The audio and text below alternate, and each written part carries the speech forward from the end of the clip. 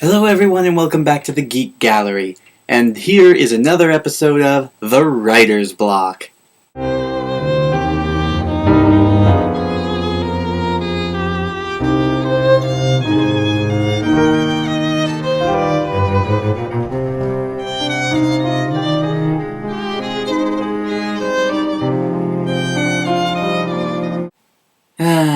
I'll never get tired of that opening.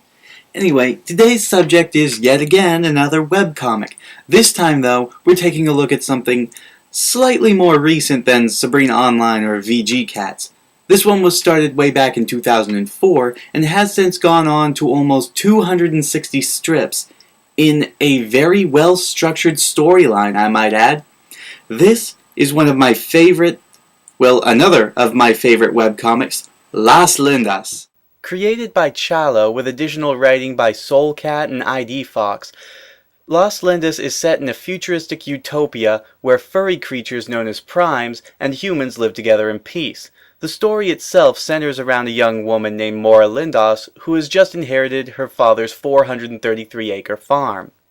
Now, while Mora is very self-reliant and very independent, she is also extremely blunt and doesn't really care for other people's feelings. In other words, she doesn't exactly play nice with other people. Yeah.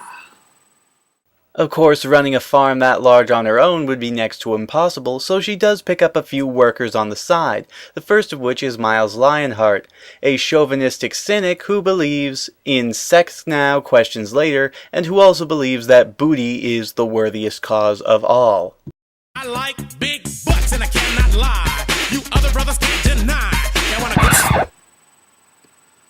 We're ending that joke now. Okay, moving on. The next person she ropes in is a strong silent bull named Minos, who is not only the brick of the team, but also serves as Mora's love interest. It starts out as sort of a one-sided relationship with Mora, but then gradually things start to pick up. Anybody find me? Somebody to love. Now I do my best to keep things moving along, but I'm not having things getting silly. And of course there are dozens of other characters in this webcomic, like Taffy, who acts as a maid and housekeeper for Las Lindas farm, and also acts as Miles' girlfriend for some of the comic. And she's by and far the most sensitive character in the comic, so far, but even she can be a little scary at times, and well, Jesus Christ! That face! She's staring into my soul! She knows my name! Now, of course, there are dozens of other characters in the series, such as Rachel and Sarah, the two cat twins who, despite being polar opposites, actually manage to have a very big sisterly bond with one another. Then there's Edward, a writer of fantasy and science fiction who I'm quite convinced is completely obsessed with Mora. And then there's Ronnie, who is, well, he's a childhood friend of Mora's, and he's also a little, different.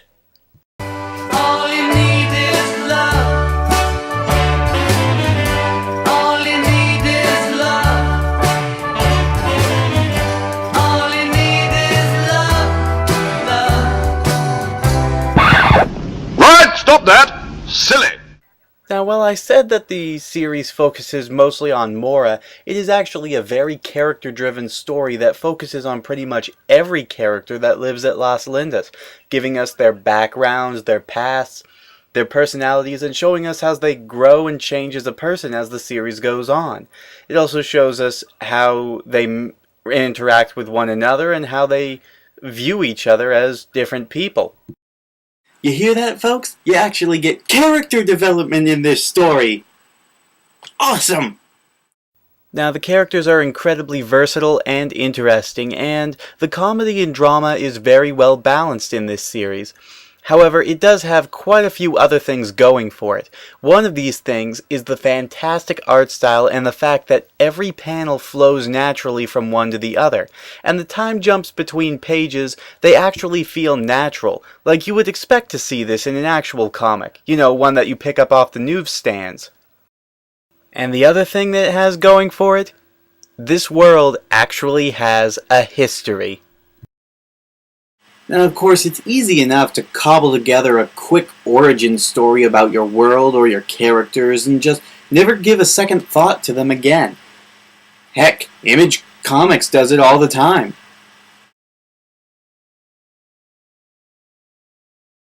Thanks a lot, Liefeld. Luckily, we don't have to worry about stuff like that here. The history of this world and its traditions and the contents of it are all very naturally introduced to us throughout the course of the story. And it's actually pretty fun learning about it and how it came to be like that. Granted, the origin story is kind of like a typical fantasy RPG, but then again, I think that gives the rest of the futuristic elements a certain charm. Now the world is even further expanded upon by the use of bonus arcs. What's a bonus arc? Well, it's basically an arc that isn't put into the actual comic.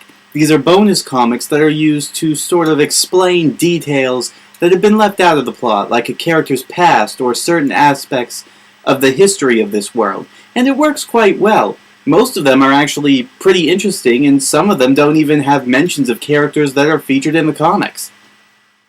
Arcs such as the Crest Diaries or Knighthood take place several hundred years before the actual story of Los Lindes starts up, but it tells a tale of the traditions of this world and how they came to be, how royalty and knights and so forth operate on this place they call Earth Prime. Conversely, arcs like Learning Curves take place only a few years before Los Lindes and focus directly on characters, such as Miles here. Now, I've sat here and done pretty much nothing but praise this comic the entire time, and that's because there really isn't anything wrong with it. You could argue that a few of the characters could be unbelievable at points, but then again, in fiction, that's pretty much a given no matter what story you're reading. And not to mention, well, the bonus arcs are pretty compelling. All except for one. Now this one, it has been explicitly said, is not in canon with the rest of the series, and has absolutely nothing to do with it, and is pretty much there for fan service. And ironically, it is the only one that I really, really don't like. And that, my friends, is one that is simply titled, Breasts Are the Best. Bet you can't figure out what it's about! Now, I really can't understand why people like this particular arc. It's just fan service, and it completely disregards every single aspect of the story that I like. The creative world, the interesting characters, the great character development. I mean, it's just breasts. Who sits around and just stares at this stuff all day?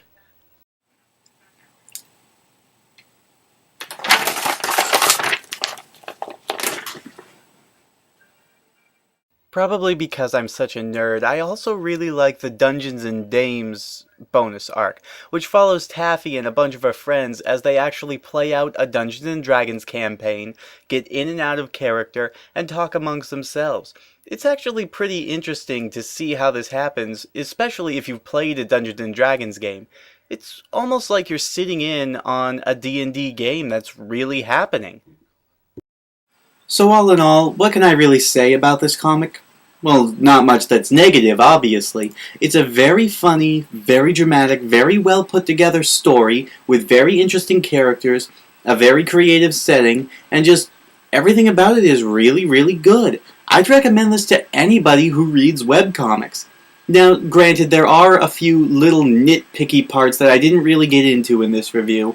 Like, every now and then a character can do something abnormally stupid or out of character, and every once in a while the comedy and the drama does not mix very well, though those moments are very few and far between, and they don't really stick out as a whole if you read the entire comic at once like I did. And it's still going on today. This is nowhere near finished, at least I hope it's not. I'm really looking forward to reading the new issue every week. So, as it stands right now, I will tell you to go out and read this comic, read the bonus arcs, stay away from Breasts Are the Best. I don't really care for that, but if you're into that thing, go ahead. And finally, after you're done with all of it, go and play D&D. Taffy commands you. You don't want to make Taffy mad, do you? Oh God! Run! Hide! Find somewhere safe! Nowhere is safe! I must warn the people! I got my 12-sided die, and I'm ready to roll with the wizard and my goblin crew. My friends are coming over to my mom's basement, bringing Funyuns and the Mountain Dew. I got a big broadsword made out of cardboard, and that stereo's a pumping Zeppelin. It's that time of the night, we turn on the black light, let the Dungeons and the Dragons begin. It's D&D, fighting with the legends of yore. It's D&D.